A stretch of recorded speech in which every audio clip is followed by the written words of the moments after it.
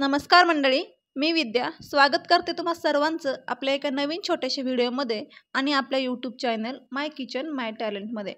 तर मंडळी, आज आपण बनवणार आहोत तांदळाचे अनारसे। तर अनारसे बनवण्यासाठी प्रोसेस खूप मोठी असते। 1 किंवा 2 दिवसामध्ये अनारसे बनवून होत नाही, तर त्याला कमीत कमी 8 दिवस तरी जातात मध्ये। आणि बऱ्याच ताईंचे अनारसे बिघडतात, तेलामध्ये टाकल्यानंतर विरघळतात किंवा त्याला जाळी पडत नाही। तर असं काही होऊ नये म्हणून मी या व्हिडिओमध्ये एकदम डिटेल माहिती सांगितलेली आहे, त्यामुळे तुम्ही देखील हा व्हिडिओ पूर्ण पाहायचा आहे। व्हिडिओ आवडल्यास व्हिडिओला लाईक करा, शेअर करा आणि आपल्या चॅनलवरती जर नवीन असाल तर चॅनलला सबस्क्राईब करून बेल आयकन नक्की प्रेस करा। चला तर मग अनारसे बनवायला घेऊया। तर अनारसेसाठी सर्वात पहिल्यांदा मी इथे घेतलेला आहे राशनचा तांदूळ। मी 1 किलो तांदूळ घेतलेला आहे। तांदूळ स्वच्छ धुवून घ्यायचा आहे। तांदूळ सुरुवातीला स्वच्छ धुवायचा आहे, नंतर आपण त्याला धुणार नाही आहोत। त्यामुळे मी पहिल्याच दिवशी जेव्हा तांदूळ आपल्याला भिजत टाकायचे आहेत, तेव्हाच मी याला 3 ते 4 वेळा पाण्याने स्वच्छ चोळून धुवून घेतलेले आहेत। तर पाहू शकता, राशनचा तांदूळ घेतल्यामुळे त्यामध्ये खूप घाण निघते, व्यवस्थित धुवून घ्यायचं आहे। तांदूळ स्वच्छ धुवून घेतलेला आहे 3 वेळा। त्यानंतर आपल्या यामध्ये भरपूर पाणी टाकून आपल्याला हे भिजवत ठेवायचे आहेत। पाहू शकता, तांदूळ पूर्ण खाली बुडलेले आहेत। अशा प्रकारे आपल्याला हे भिजवत ठेवायचे आहेत। तर आज आहे आपला पहिला दिवस। तांदूळ मी भिजवत ठेवलेला आहे। सकाळी मी आज 9 वाजता तांदूळ टाकले होते भिजवत। दुसऱ्या दिवशी आपल्याला 9-10 वाजता ह्याचं पाणी चेंज करायचं आहे।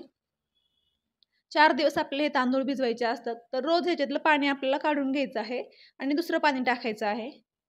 पाणी टाकताना हे आपल्याला जास्त चोळून धुवायचे नाहीत, फक्त खालीवर करून हे पाणी काढून टाकायचं आणि दुसरं पाणी टाकून ठेवायचं आहे। यामुळे काय होतं, आपल्या अनारसेचा जास्त आंबूस वास येत नाही आणि आपण जर पाणी चेंज केलं नाही तर हे जास्त आंबूस होतात आणि अनारसेची टेस्ट पण बिघडते।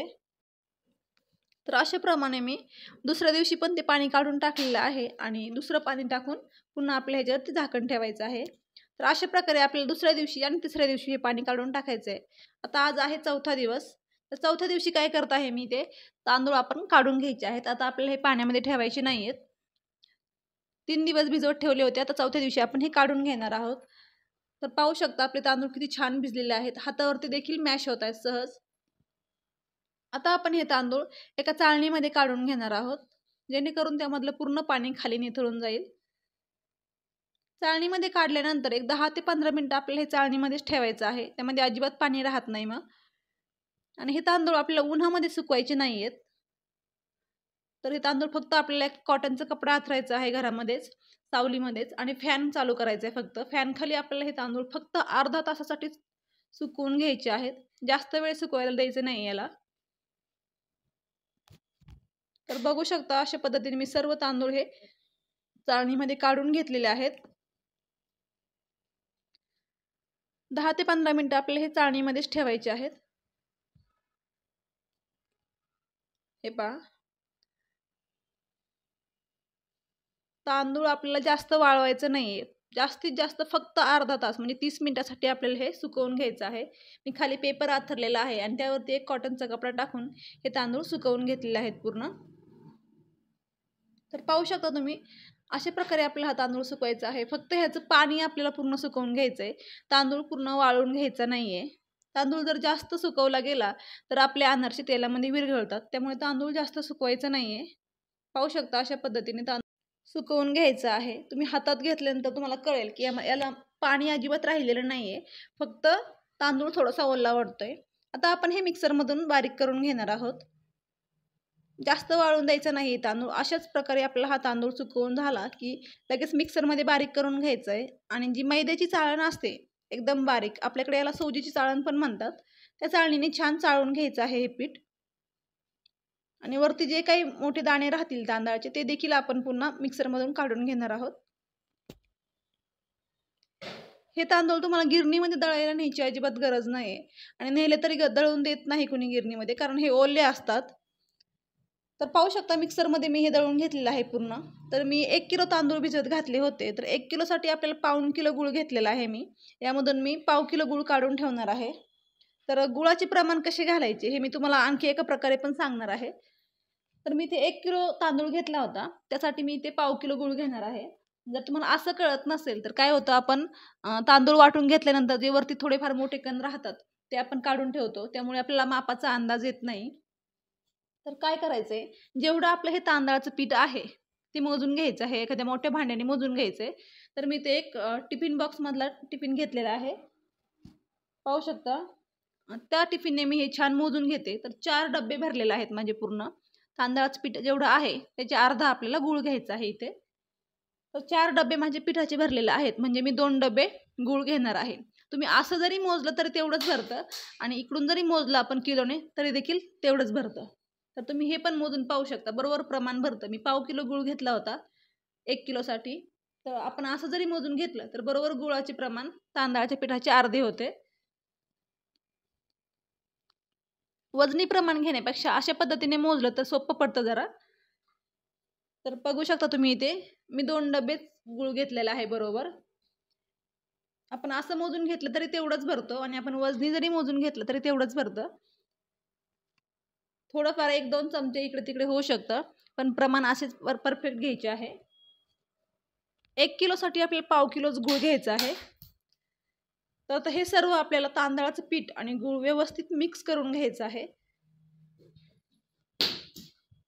हे पहा, अशा पद्धतीने छान मिक्स करून घ्यायचे आपल्याला हे।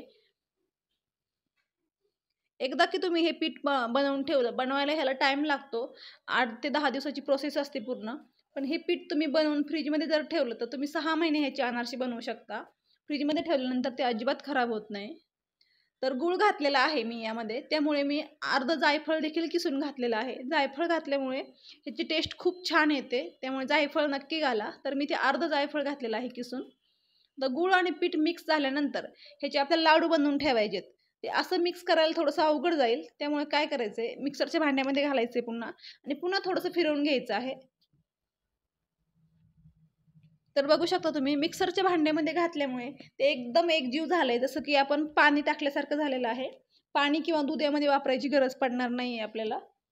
तर आपण 3 दिवस तांदूळ भिजवून घेतले। चौथ्या दिवशी तांदूळ आपण छान फॅन खाली सुकवून मिक्सरमध्ये बारीक करून गूळ कालवून ठेवायचे आहेत। तर पहा, पुन्हा मिक्सरमध्ये आपण हे पीठ आणि गूळ फिरवून घेतल्यानंतर ह्याचे छान असे पीठ मळल्यासारखं झालेलं आहे। ह्याचे छान गोळे बनवून आपल्या एका हवाबंद डब्यामध्ये ठेवून द्यायचं आहे। तर हे पीठ आपल्याला कमीत कमी 4 दिवस भिजवत ठेवायचे आहे, लगेच ह्याचे अनारसे बनवायचे नाहीये। तर आत्तापर्यंत आपल्याला बनवेपर्यंत तर कमीत कमी 8 दिवसाची प्रोसेस लागते ह्याला। तर हे पीठ मी एका हवाबंद डब्यामध्ये ठेवणार आहे आणि 4 दिवसानंतर आपण ह्याचे अनारसे बनवून घेणार आहोत। हे पहा, व्यवस्थित सर्व प्रमाण व्यवस्थित जर घेतलं तर आपले अनारसे अजिबात बिघडणार नाहीत। तुम्ही बघू शकता, मी इथे हे लाडू बनवून ठेवलेले आहे डब्यामध्ये आणि 4 दिवसानंतर पाहिले तर बघा तुम्ही पीठ किती छान झालेलं आहे आपलं। चला आता आपण अनारसे बनवून घेऊया। अनारसे बनवण्यासाठी खसखस घेतलेली आहे मी इथे। खसखसीने अनारसेची टेस्ट पण छान येते आणि दिसतात पण खूप छान। तर तुम्ही हाताला तेलाचा किंवा तुपाचा हात लावून हे अनारसे असे बनवू शकता। मी इथे प्लास्टिकची पिशवीचा वापर केलेला आहे। तेल किंवा तूप टाकून तुम्ही हे अनारसे छान तळून घ्यायचे आहेत। अनारसे तळताना गॅसची फ्लेम एकदम लो ठेवायची आहे आणि चमच्याने किंवा उलटण्याच्या साहाय्याने असं तेल आपल्याला अनारसेवरती टाकायचं आहे। आपण जेव्हा अनारसे तेलामध्ये फ्राय करण्यासाठी सोडतो, तेव्हा काय करायचंय, ज्या साईडने आपण खसखस लावलेली आहे ती बाजू नेहमी वरच्या साईडनेच करायची आहे। अनारसे पलटी करून कधीही तळायचे नाहीयेत। आपल्याला याच्यावरती चमच्याने किंवा अशा उलटण्याच्या साहाय्याने तूप टाकायचं, तेल वरती टाकायचं आहे, म्हणजे वरची बाजू देखील आपली शेकून निघते पूर्ण। तर पाहू शकता अशा पद्धतीने मी छान सगळे अनारसे बनवून घेणार आहे इथे। तर 1 किलोचे अनारसे खूप जास्त होतात, त्यामुळे मी सगळे अनारसे बनवणार नाहीयेत। मी जसे लागेल तसे रोज 10-15 अनारसे बनवत असते। हे पीठ आपण फ्रीजमध्ये ठेवून 6 महिन्यापर्यंत वापरू शकतो, अजिबात खराब होत नाही, फक्त फ्रीजमध्ये ठेवायचं आहे। हे पहा, अशा प्रकारे सर्व अनारसे मी इथे तळून घेणार आहे।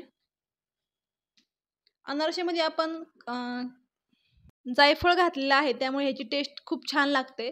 तुम्हाला हवं असेल तर तुम्ही यामध्ये वेलची पूड पण घालू शकता। मी वेलची पूड घातलेली नाहीये, फक्त जायफळ घातलेलं आहे। तर बघा मंडळी, आपले अनारसे किती छान झालेले आहेत इथे रेडी। छान जाळी देखील पडलेली आहे अनारशांना आणि अप्रतिम झाले, ते खूप छान फुगलेले पण आहेत। तर मंडळी, तुम्हाला देखील हा अनारसेचा व्हिडिओ आवडला असेल तर आपल्या व्हिडिओला एक लाईक नक्की करा, व्हिडिओला शेअर करा आणि अशा छान छान रेसिपींसाठी आपल्या चॅनलला सबस्क्राईब करायला अजिबात विसरू नका। चला तर मग भेटूया पुन्हा एकदा अशाच एका छानशा रेसिपीमध्ये। तोपर्यंत धन्यवाद। आणि तुमचे अनारसे कसे झाले हे मला कमेंटमध्ये नक्की कळवा. तुम्ही देखील असे अनारसे नक्की ट्राय करा. धन्यवाद.